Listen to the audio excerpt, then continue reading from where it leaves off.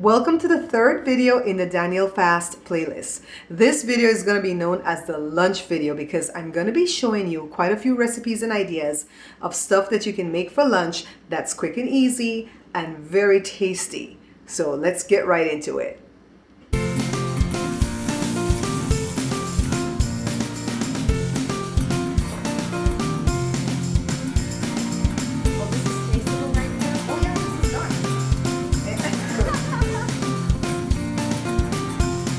Guess what?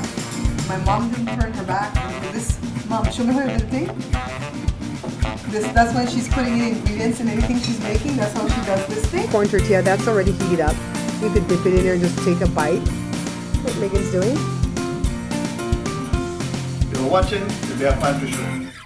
Quick disclaimer, guys, you always want to go ahead and check with your physician first before making any changes to your diet. You may have issues that you know about and underlying issues that you know nothing about. So you always want to play it safe and check with your doctor first before making any changes, especially drastic changes to your eating plan or to your diet.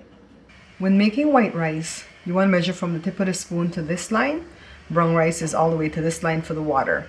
And how you can do it, I have a bamboo spoon. So what I do is I just measure from the tip to there. That's that first joint, and then the other one is the second joint. For brown rice, you always need more water. So the easiest way is a rice cooker. And this is 2 cups of washed long grain brown rice. And I pick any of the discolored one out. You'll see the rice in this. No matter what pot you're doing it in, even if you're doing it on the stove, when you put the spoon in here after we add the water, you want to feel the spoon hit the rice. You don't want to go to the bottom of the pot. Just hit the rice and then see the water level. So let's see. I don't put anything in my brown rice, but you can put some vegetable stock if you'd like. See that? Try the spoon. We're looking for that line. Nowhere near that line. More. Brown rice has to really boil. Almost there.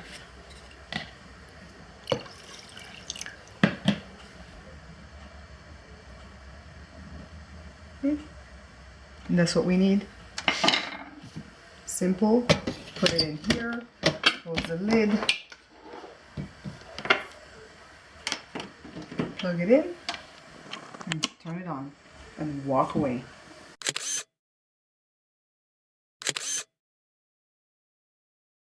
Beans are permitted on this fast, so I'm going to show you guys how to cook red kidney beans, alright? I've washed the beans and picked out the ugly ones, and I have a little bit of cilantro. You can put more if you have more on hand. I've sliced some onions. I'm going to add a lot of water. This cup that I'm pouring from holds 4 cups. And I'm going to fill it up like 3 times, okay? Because we're going to leave this overnight in a slow cooker and I don't want these beans to burn. And this slow cooker that I have cooks pretty fast. You're going to need some garlic, just a little bit, alright? I don't really like garlic, so I just put a little bit. Now it's time to put the lid on, plug it in, turn the slow cooker on high, and then just go to bed. See you guys in the morning. Alright, so this is pretty much cooked. You can see that the beans are really soft. You can make rice and beans out of this, but we're going to make stewed beans, alright?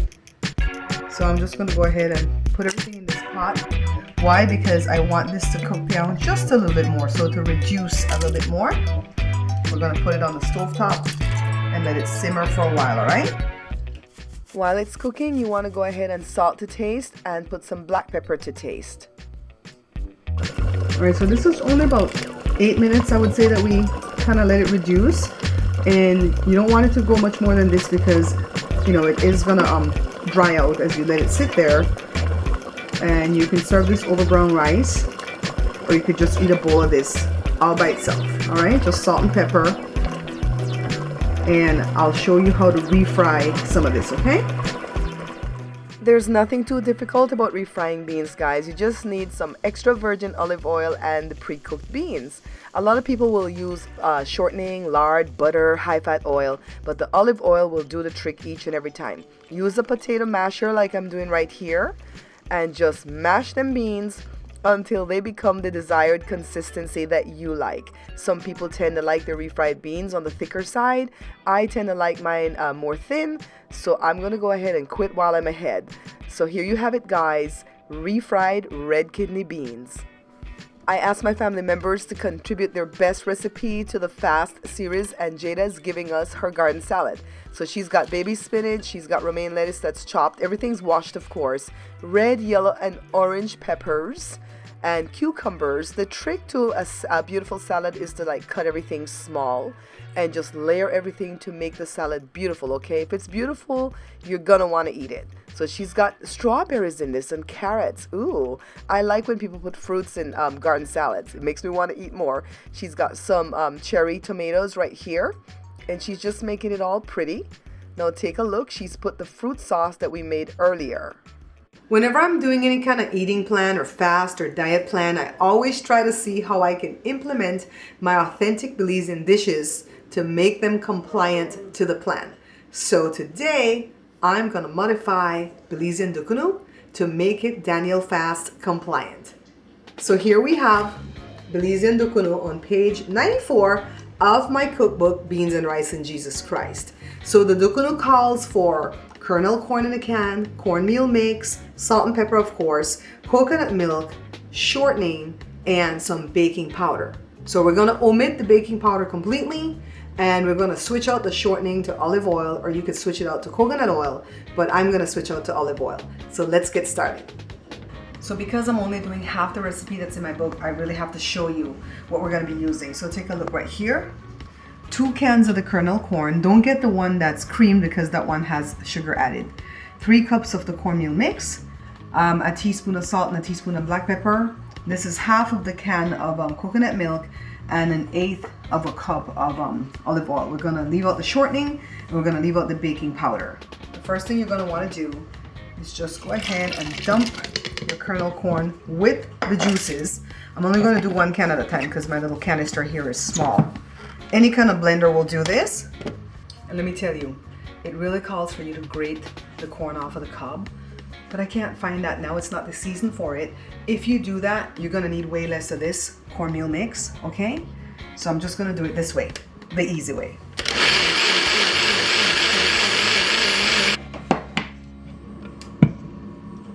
See how it is? I blended the other one. And as you can imagine, it smells amazing in here right now. You wanna go ahead and put all your liquid. This is what's gonna give it the moisture, the nice, it's gonna make it sweet also, even though this doesn't have sugar in it. It makes it sweet, so it's not like a really savory thing. The olive oil, this is the first time I'm trying the olive oil. Salt and pepper. And that you would do to taste. Maybe you wanna put a little bit less. Give it a stir. And then it's just a matter of adding in the cornmeal mix until this gets thick as oatmeal. You're gonna need like a tamales pot, big pot to boil it in, some aluminum foil, and this is the stuff that you would normally make by using the husk of the corn. They had that at the store.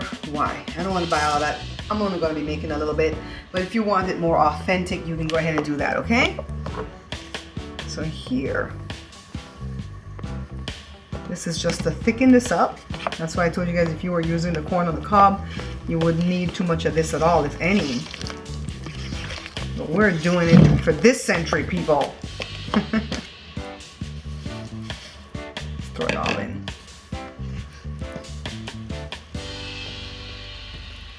We just want to go ahead and stir this until it's well combined. This has to look like really thick oatmeal. So if you're stirring and you find out that it's a little bit too thin, just go ahead and add a little bit more of the cornmeal mix like I'm doing here. I'm only adding 1/3 of a cup. And let me go ahead and get this worked in. And yeah, this is how thick we want this to look, okay? See? Thick and beautiful. Now it's time for us to go ahead and assemble this in our aluminum foil or aluminium foil, depending on where you're seeing me from. So let's go ahead, put a scoop in, and you can make it as big or as small as you want, but just be sure that you're not having spillage outside of the foil, okay? So let's roll. We start at the top and just kind of fold like this. And then when you get to the bottom, you have to roll the sides up. If a little bit comes out, that's okay. Just go ahead and get your hands washed off, because it's going to get annoying if you have that stuff on your hands while you're trying to roll the other one, okay? So let's go ahead. And as you start rolling, you're going to become more of a pro at this, all right? See, I'm getting better and better. Now let's see how many we got. 2, 4, 6,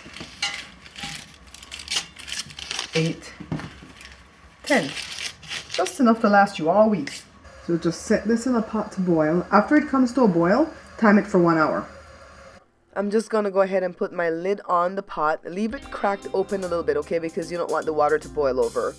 And now it's done. Let me go ahead and remove them from the boiling water. We don't want them to continue cooking, all right? So put them in this colander. And after they've cooled down to the point where the foil's not going to burn your fingertips, go ahead and open. So let's get the first one open and see what they look like. And these are not really savory, items, okay? They're more on the sweeter side, but not sweet like if you added sugar. So take a look at them all dolled up. Beautiful, right? I put some salsa next to it. And look, I can't stop eating. Beans and peas of all kinds are allowed on this fast. This is the one that I'll be cooking today. Now I know that a lot of cultures cook black-eyed peas, but they tend to cook them alone and then put some type of meat product in it. Today I'm gonna make it Daniel Fast, compliant, approved, friendly. See the peas here? We're just gonna cook 1 cup of these, and we're gonna cook it with brown rice instead of white rice, okay? So let's get started. I'm only going to do 1 cup or half the bag or half a pound. You always want to sift through your beans or peas to pick out the ugly ones and anything else that does not belong. So now I'm going to go ahead and wash it off. I always wash my beans off at least 3 times. And I just kind of wash like this and pour it off. Sometimes it's best to wash them in a bowl first too, then to go straight into your pot. So they're ready. I'm just going to go ahead and add a lot of water to the pot. I added some chopped up onions that are chopped kind of big, some cilantro. We want to get this to the halfway mark before we take it over to the stove. And now over to the stove to the double burner, because I want these to boil. They're going to take like an hour to boil, and then when I come back, let me add some garlic first. We're going to be making the rice and beans in the rice cooker like here. So I'm adding some salt and some black pepper. This is just the beans so far, okay? So this is all the beans. And see, I can pinch them in my finger like this. This is 1 hour later, guys. So let me add some brown rice. This is only 1 cup so far. I've washed the brown rice completely. Now, I don't like the rice to bean ratio, so I'm going to go ahead and add a little bit more rice, okay? So I'm going to go ahead and add only half a cup. So let me measure, and then I'm going to wash, and then just go ahead and toss it in here on top of all this. And Joe is helping out because I call him the rice and beans whisperer, because he's so good at making rice and beans. So he's checking my water level, and he's allowing me to add some coconut milk. And I'm going to go ahead and use half this can, all right? Because this is what I had leftovers after I made another dish before. So half the can of the coconut milk. And he's checking, see? We want the water level to go to the first notch because we're adding beans to this. So this is not like when we did brown rice, because the beans will add more moisture to the whole thing. So put it in the rice cooker, turn it on, walk away. And then when you come back about a half hour later, this is what it's going to look like. We just want to go ahead and give this a stir. And this is pretty much done, guys. Rice and beans, well, black-eyed, brown rice, rice and beans. That's a mouthful to say, but this is ready to serve, and you can serve this with some salsa, being that we can't eat any meat, okay? And you can do a garden salad on the side. Look at it, gorgeous. I want you guys to know that any of the harder beans will make good rice and beans. So black beans, pinto beans, red kidney beans, red beans, black-eyed peas, those will do a good job with rice and beans. You can't make rice and beans out of split peas though, okay, because that turns to like a soup. So always do it with the brown rice to make it compliant on the fast. Plus it's healthier too, even if you're not doing the fast. And do it in a rice cooker. Cook the beans separately on the stovetop or in the slow cooker. And then when it's to that point where you can pinch it in your fingers, just go ahead and do everything like I did in the rice cooker, because it's just easier, okay? So it's harder to do rice and beans on the stovetop, harder than you know. But The rice cooker makes it very brainless, and in no time at all you'll be eating something on the fast that's filling and compliant, and it goes well with salsas, okay? Any type of salsa that you like, or I like it with the peach salsa and the mango salsa specifically, so enjoy. This episode is brought to you by Beans and Rice and Jesus Christ, a collection of 101 Caribbean recipes for seasons of feast or famine. I'd like to say a heartfelt thank you to all my sponsors. I could not do this without you. So these are some red, orange, and yellow peppers diced, some onions diced. This is some oregano, like a teaspoon of garlic powder, not garlic salt. Black pepper, salt, all this is a teaspoon, and you're gonna taste. This is 3 teaspoons. I usually go with 6, but again, this is gonna be to your taste. A can of kernel corn that we're gonna drain, a can of black beans, and I like this brand better, that we're gonna drain, and we're just gonna use half a can of this because I need the next half for another meal, okay? So let's move over to the stove. I've added about 3 tablespoons of extra virgin olive oil to the pan, and now I'm adding my onions and the bell peppers. I like these 3 peppers so much because they don't give me heartburn. They're the red, orange, and the yellow ones. I don't like green bell peppers. So we just want to go ahead and cook these until they become a little bit tender.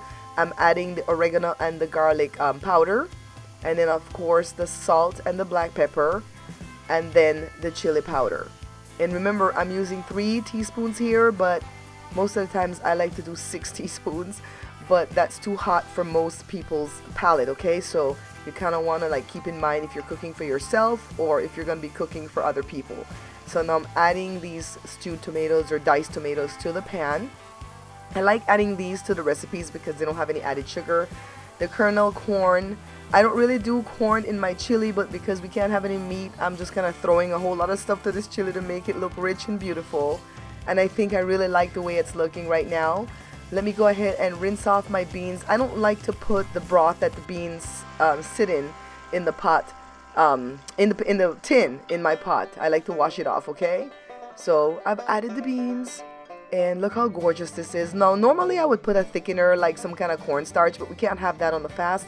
So I'm just gonna allow this to reduce down as much as I can without losing too much of the liquid, all right? But it's looking gorgeous. I think it's looking beautiful. Take a look. Ooh. I really hope that these recipes help you get through the fast. Be sure to check out the next video in the series, the one with the dinner menus. I'll put a link in the description below. I have a lot of wonderful, easy to create, unique, very tasty recipes there for you. Thank you guys for watching, sharing, liking, subscribing, and commenting. And I'll see you guys in the next video.